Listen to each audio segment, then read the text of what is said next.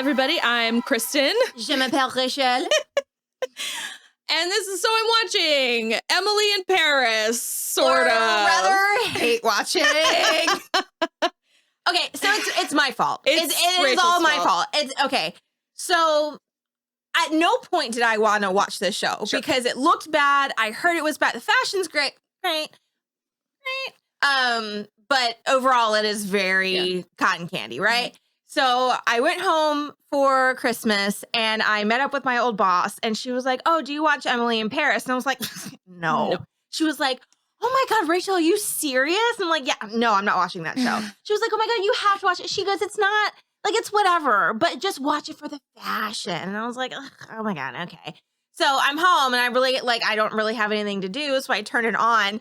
And I immediately start texting you. Immediately. And I'm just like, this show is bad. Yeah. I mean, 10 minutes in this episode, in the very first episode, I was like, I don't know if I can do this. And then 3 seasons later. Okay. And it's like, it's so bad, but I couldn't stop. Yeah. So I watched season 1 when it aired, like the day it aired. I was like, what the hell? I have a huge soft spot for Darren Star, especially old school Darren Star. He EP'd Melrose Place, Beverly Hills 90210, Sex and the City, Grosse Pointe, which is like... Okay, so he's not... I'm not done either. Oh, God, okay. Yeah, so Grosse Pointe, which is a send-up of like Dawson's Creek and 90210 style TV shows. It's like... Will's never made you watch that? No. You would love it. Okay. Kitchen Confidential, a show with Bonnie Somerville called Mismatch, I think, where she is like an advice columnist. Kashmir Mafia, the Sex and the City movies, GCB, Younger. He does tons. And like largely I enjoy most of those things. Sex and the City has not aged well. No. But you can't argue its relevance to like society and entertainment. So I watched season 1 of Emily in Paris and I was like, this is so bad. But I couldn't quit. Yeah. I just had to keep watching. And so I did, but then season 2 came out and I was like, well, I'll probably watch it. And then I just didn't. And then season 3 came out on like 2 days before Christmas and you started texting me and I was like, shit. So I binged it once you got home from your Christmas break. And I was like, okay, fine. And it's still so bad. But I couldn't stop watching it. Yeah, I don't know what I don't know what it is because I hate everyone. Everyone's trash. There are certain levels of trash. So, okay, I'll tell you who I mostly enjoy. These are the characters I mostly enjoy. And on that note, I have to go to lunch.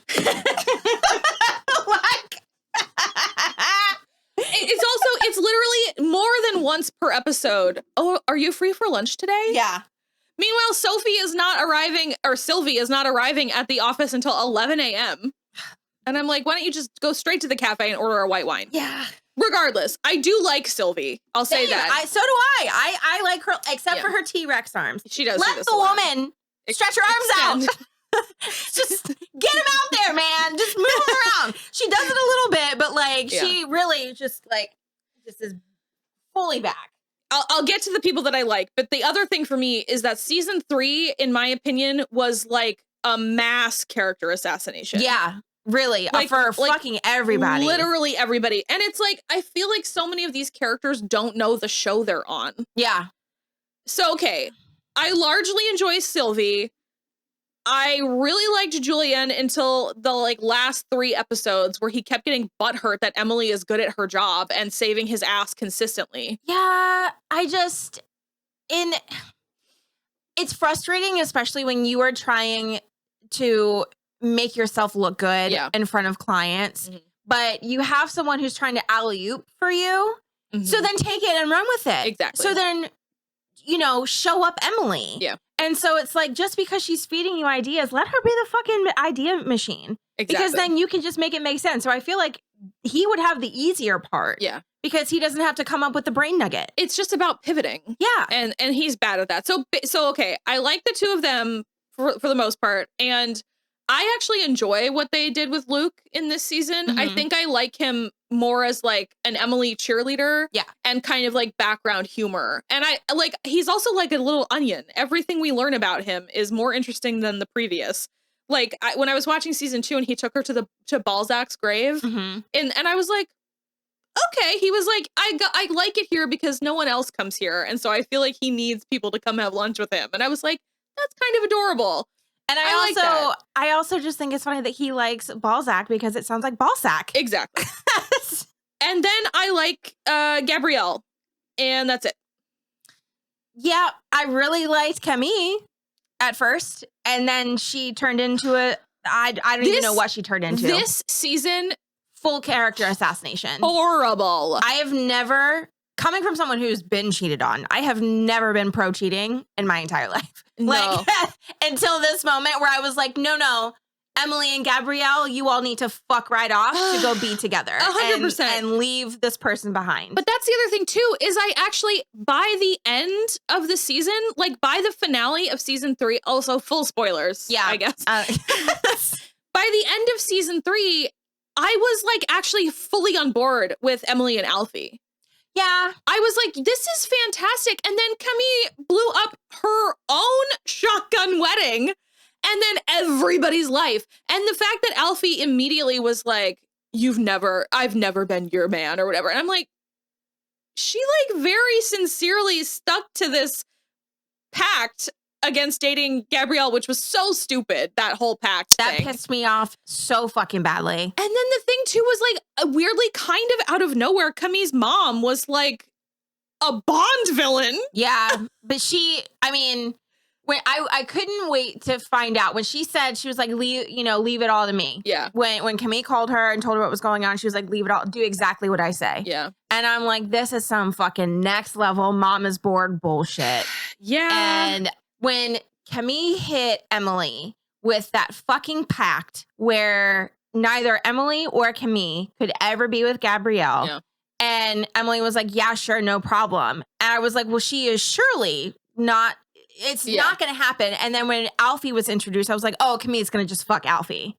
I thought so too a couple of times. Yeah. And then, but then, how Camille would like make these drive-by fucking nasty comments. Yeah. And I'm like, this is not female friendship. And I'm so tired. We've gotten so far past really toxic female friendship because that's not what it is. And if that is your friendship, my girl, you need to get the fuck out. Get out. That's, I think, my biggest issue with ongoing Darren Star properties, because it's like when you look back at Sex and the City, you're like, oh, these women just hate each other. Yeah. Like they're not friends. Like they would never be, they have like weird shared past trauma or whatever. But like if they met today, they would never be friends. Yeah. Like Charlotte and Samantha are not friends. Yeah. And so that's sort of where I'm like, I don't think this is like we're past this as a society. And so for it to still be happening with women who were born, their characters were born in the late 90s. Yeah. Like it's not realistic. And it just simply doesn't make sense. And so you're right. There's all these drive-by comments of Camille being like, well, except for that time you didn't tell me you fucked my boyfriend. And it's like, again, I get to a very Ross and Rachel, we were on a break place, because I was like, in the moment that Gabrielle and Emily had sex, Camille and Gabrielle were broken up. Yep. Way broken up. Gabrielle was leaving. He was going to go back to Normandy. Yep. She couldn't go with him. Broken up. And so it was only like after the fact that he decided to stay, which was like because of Antoine all of a sudden putting money into this because he's trying to fuck with Sylvie through like all the, and it's just, I'm here for the straightforward drama of it. Mm-hmm. Like the drama of all of these things, like the stars aligning in such a way that like you did a thing that's like potentially bad, but it's only bad because this other thing happened. I'm here for that. But it's like then having this like negativity between Emily and Camille is so boring. Yeah. And it's out of nowhere every time she makes a snide remark. And then also when you pair it next to Emily's relationship with Mindy, which I think is actually very healthy for the most part. Mm-hmm. Because even once Mindy is dating that guy, what was it? Nicola.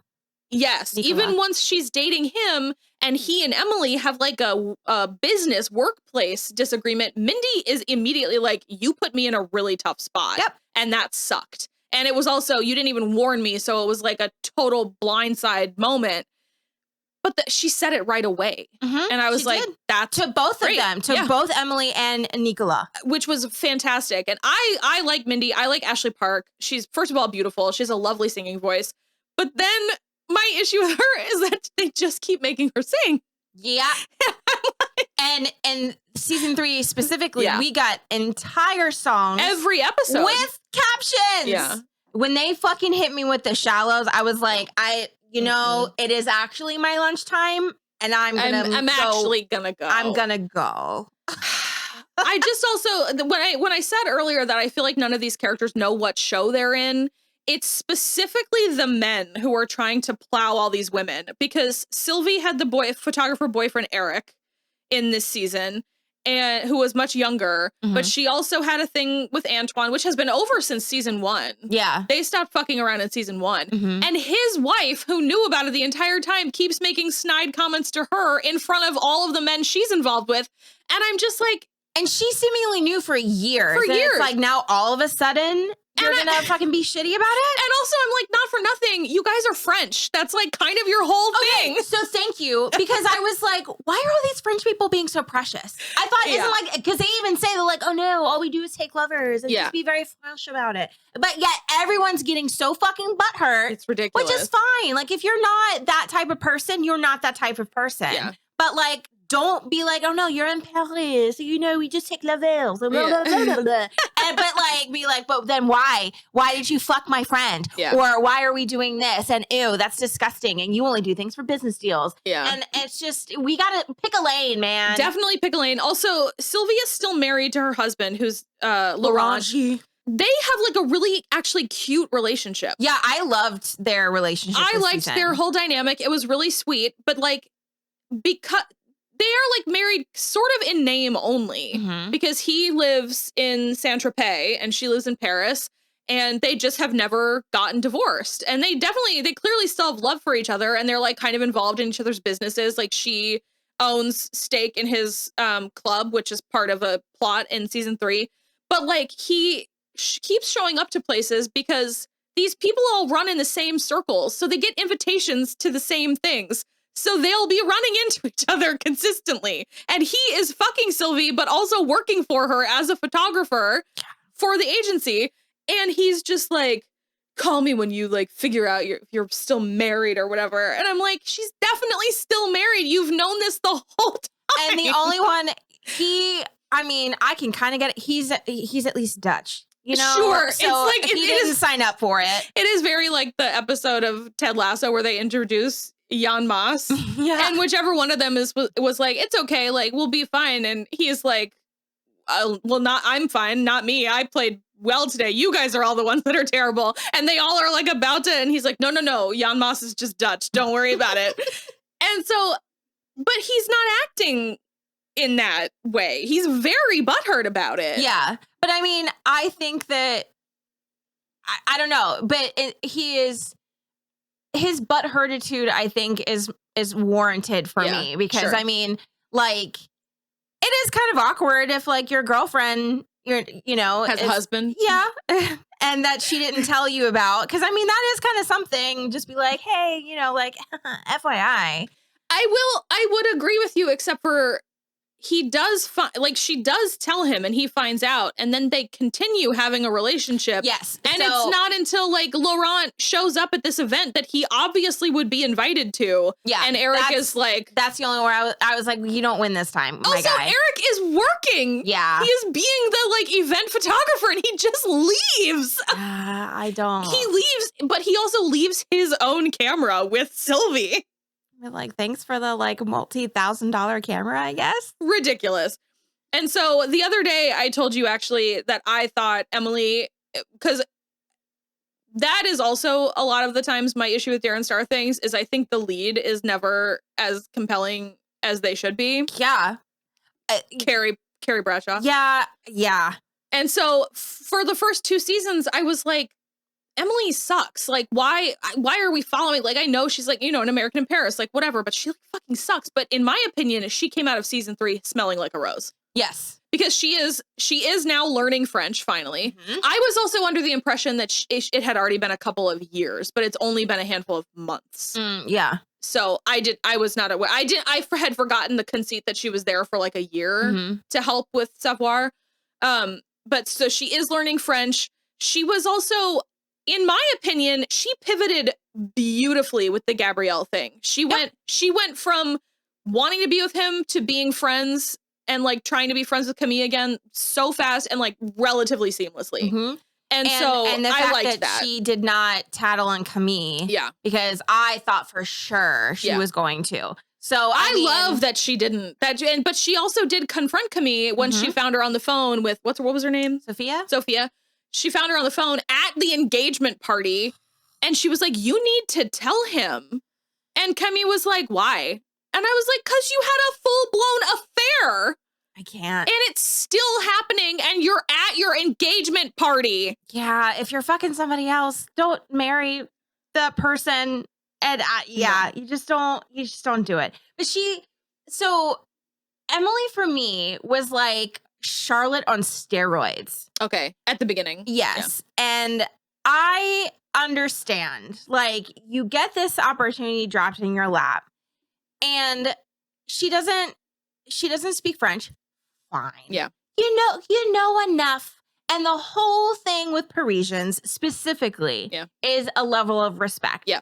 I don't speak French well, but I very much would be like, bonjour, comment ça va? Parlez-vous anglais? Yeah. And then we kind of get there. As long as you try and you tip the hat for respect, they will be so lovely. I remember when I went to Paris, I remember everybody being like, the French are so rude, especially to Americans. And our tour guide was half French and half English. And he was like, you just have to try to speak French first, and they will switch for you. Yeah. That's all you have to do. You just have to make the overture. Just say bonjour, and then you'll be fine. Right. And then don't be like, oh my God, you look très cute today. Yeah. I hate it. And especially if you're like top dog marketing executive, what are you doing? Yeah. Because the whole thing with being in marketing is you do your research and you talk to the client in that language of their project. Yeah. And you know the ins and outs. Why the fuck would you just drop those random words like without the correct pronunciation and then talk shit about the French people for being French? I'm sorry, you're at their house. Yeah. You have to act under their rules. Yeah, 100%. I'm not going to go there and try to challenge an entire country and be like, oh my God, you guys don't come until 10? Ew. Yeah. Bitch, give me a reason to go to an office at 10 a.m. 100%. Or 11:30 and then have 3-hour lunches. Sign me the fuck up. No, it's incredible. And so, but I do like the way that, like, I think it was heavy loaded in season 3. Like season 2 was still a little bit like inept Emily, but season 3, she really started hitting a stride. And so it was like, she wasn't making so many faux pas at work. She wasn't making so many faux pas with the clients. Yep. She wasn't making so many personal faux pas. And so she felt like a more realistic character who is not like shutting down the electricity of an entire Parisian block because her vibrator, her like comically humongous 80s vibrator. I have a question. That vibrator is in so many different shows and movies. What the fuck is it? It's a personal massager. It's not that big. Like, no, yeah. Like, I don't understand. And I'm like, are you spinning like a top on top of it?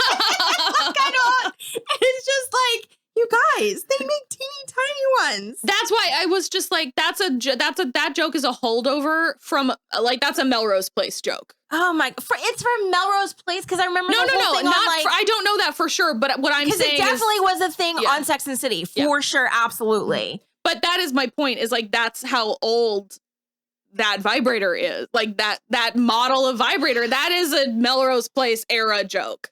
I hate it. Yeah, it's super stupid. It's just so because bad. Also like who is right now using a vibrator that needs to be plugged into the wall to work? I don't know. There's some people on TikTok that will like make a joke about like pulling out the drawer and then plugging it in and then you hear the vibration. I don't know. Fucking batteries. Get it. Yeah. If you are in a different country and you have to buy an adapter, buy an adapter.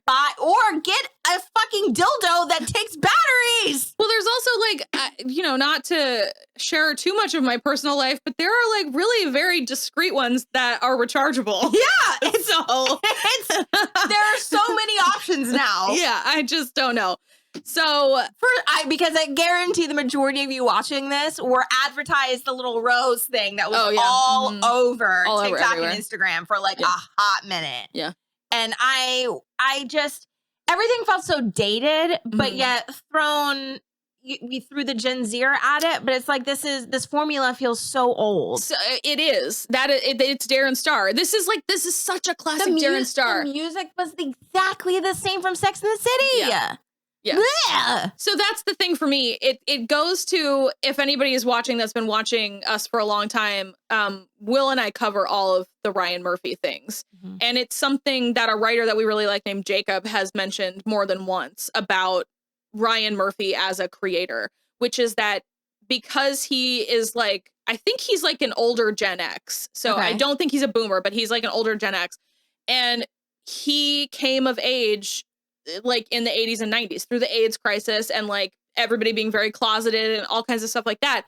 And so he writes things that come out today with a modern setting and modern actors and like relatively modern sensibilities, but he is writing it from the perspective of like the boys in the band. And so it's like you can't have the Carver twins like in your thing being the age they are today talking about like Studio 54. It simply doesn't work. No. Like gone are the halcyon days of like, and it's just like, no, dude. Like, oh no. My camera. Okay. That's all right. So it's like, it doesn't work. And I feel very similarly about Darren Star. It just doesn't. You need to be getting younger people in the writer's room. Yes, please. Or something. Please. Because it simply doesn't work the way that you're trying to make it work. No. So I think the worst thing Emily did in season 3 was the whole like, which company are you working for rigmarole at the beginning. But even that actually ended up sort of dissipating a lot smoother than I thought it was going to. Yeah. Which I felt like pretty okay about. Like it was mostly, she also, I loved that she didn't go begging Sylvie for a job. She was like, I'm just going to be fun employed for a little while. Yeah. And then she couldn't sort of stop herself. And so she ended up getting back in there anyway, which I just sort of appreciated that she wasn't like, please help me. She was like, oh, no, I know I did the wrong thing and I got fired and I'm not going to like, be an idiot about it. And I thought that was really good. I saw growth from Emily in season 3, which I appreciated, especially amongst all of the people that seemed to regress so far. Yep. Which was so frustrating. Yeah, and I feel like the majority of it was the men this season where except for Gabrielle. Again, I think he and Emily weirdly I think they're made for each other at this point. Yeah. Now, at this point I'm like love for the ages, Emily and Gabrielle. Endgame, absolutely. But that stupid bitch is pregnant. I'm furious. She simply can't and won't, right? Have a baby? Yeah. I don't know. I feel like her mom is going to be like, this is how you trap him. Her mom is like such a piece of work. Yeah, but she screamed in the chapel, this is my life, not yours. Yeah, but I don't know. I'm not sure. Just go to Greece with your hot artist girlfriend. Well, that for sure. But that's the thing, too, is if Gabrielle knows he has a child out there. Oh, and then he's going to be like, boom, I went the family and the Michelin star with the Gigi. He's so noble that he won't let it go. Like, Kemi. I hate it. Yeah, Kemi will have to be like, I don't want you. Like, go away. And I also don't think Emily in Paris is the show. To have that conversation, I agree. I don't want a Kemi abortion storyline. No, I really don't. You know what I mean? Nope. I don't want it. I don't know. Weirdly, this conversation has actually made me feel better about the show. We didn't even talk about Benoit, who is like comically thinks that he is going to win Eurovision. With that song he wrote about Mindy. Okay. It's so unlikely. And he also, like, it wasn't funny enough and it wasn't weird enough. And, like, he's literally just going to get up there and, like, earnestly sing that with Mindy. And what? Yep. I don't know. It's just ridiculous. Yeah. Did you not see the movie Eurovision? That's, like, pretty accurate. Where is your lion lover? That's what we need. I'm sure that they'll probably do the dance mix version and Mindy will be in some like gymnastic outfit. There's also just like too many jealous men because like he was jealous, Eric was jealous, Alfie was jealous, Antoine was jealous, even though he's like semi-happily back with his wife. Yeah. Sorry we shit all over your show. Yeah. And also Kate Walsh was literally terrible. So bad. Like ignorant, arrogant, terrible. And I really liked her in the beginning. Too. But then it was like when she started. Here's the thing. Madeline was terrible. I feel like Kate Walsh had an amazing time being an ugly American. Oh, 100%. Yeah. But like the fact that she kept like throwing or like lording Emily's career over her and like, you know, I gave you this and I did this for you and blah, blah, blah. And it's just like, oh my God. While she's like walking around and they're like complaining that there's no AC, which yes, it sucks, but what are you going to do? Yeah. And then complaining about the elevator and she's even dropping the tray, blah, blah, blah, blah, whatever. Yeah. And it just, oh my God, it was not offensive. Great. Yeah. I was like, these are not my people. I don't blame them. Not at all. Agreed. I'm gonna watch season 4. Me too. I'm gonna be really mad about it the entire time.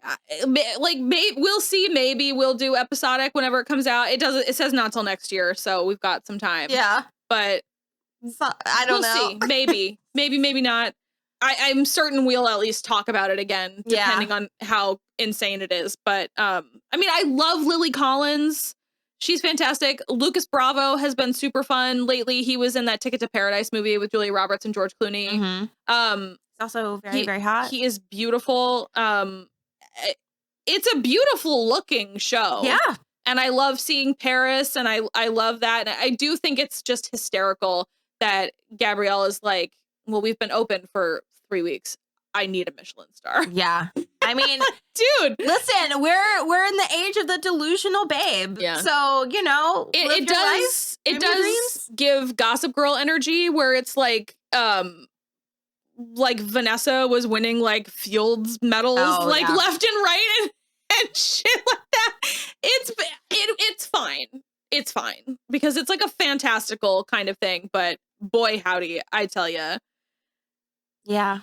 Yeah. It's a lot. And I just like, we had to get this off our chest. We really did. I feel so much better that I now am unburdened with any more episodes for a while. And I feel so curious. I want to know if people are in a similar boat where it's like, there's something in it. Like it's like subliminal messaging or crack or something in this show. I literally couldn't stop watching it. Yeah. And it wasn't even like it was because the time over the holidays or anything. Yeah. I was just like, I need to get through this. And part of it was like, I started it. I have to finish it. Yeah. I've been reading a lot of very bad books recently and I finished it because I spent the money on it. But yeah, I don't know. It's a lot. It is a lot. So, all right. Well, I guess, keep your eye out for whenever season 4 drops and we'll probably do something with it. And then, otherwise, in the meantime, you can check out all our other stuff. Check out our Patreon. We've got a lot of, back catalog of stuff. We're trying out doing, full unedited reactions. If you're interested in that, we've got Teen Wolf, we've got Lost, we've got Riverdale, we've got all kinds of stuff over there. And then we're still in the process of making merch. And then other than that, we have, the Patreon and that is the Patreon. We've got the Cash App and the Venmo and everything. And just like and subscribe. That does the best for us. And we'll see you next time. Au revoir. Bye.